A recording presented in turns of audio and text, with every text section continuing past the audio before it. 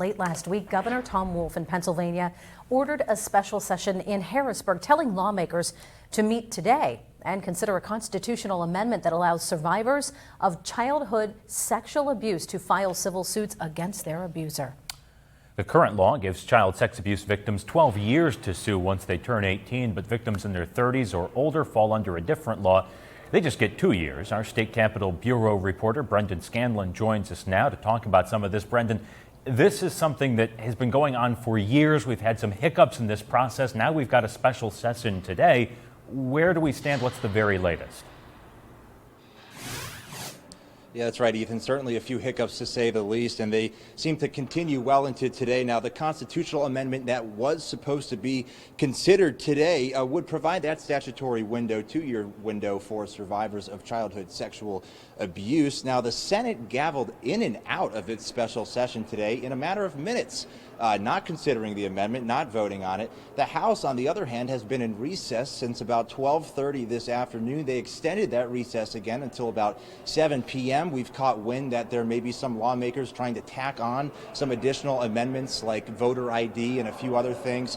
So a lot of things. It's a very fluid situation, as we said. But keep in mind, constitutional amendments in Pennsylvania have to be passed in 2 consecutive sessions. It was passed in 2021, so lawmakers would need to again pass this constitutional amendment in this current session before it could head to the ballot for Pennsylvanians to decide.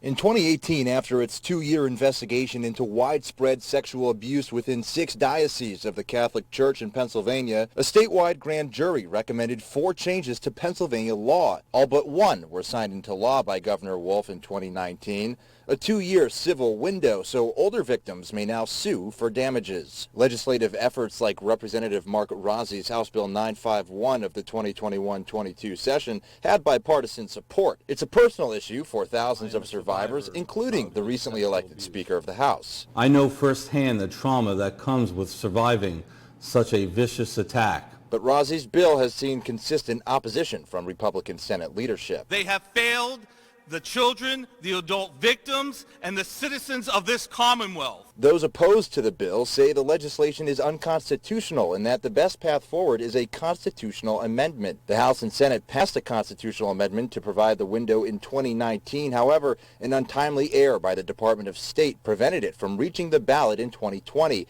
and brought the process back to square one. In late August, Governor Wolf announced an agreement between House and Senate leaders from both parties to prioritize the constitutional amendment in early 2023, telling us this in September. I am committed to making sure this happens, and they convinced me that they're serious about this, and I agree. I believe them. Now, with only a second approval needed to cross the finish line, the constitutional amendment is a top and personal priority for the top House lawmaker. The House will consider no other legislation until the General Assembly passes the language of Representative Gregory's constitutional amendment.